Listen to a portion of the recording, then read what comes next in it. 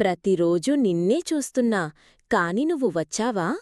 కాదు, నేను ఊహల్లో నీకు పూజ చేస్తున్నా, నీ రూపమే నా లోకమయ్యింది.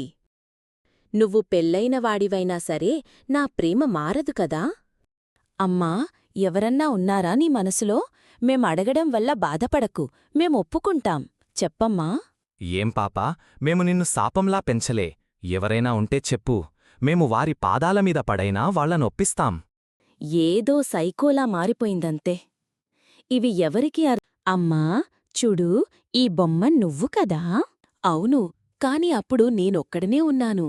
ఇప్పుడు మీ ఇద్దరున్నాక నా జీవితం నిండింది. రాధ మీరాబాయి ప్రేమించినంతగా ఈ కాలంలో ఒక మహిళ ప్రేమించింది.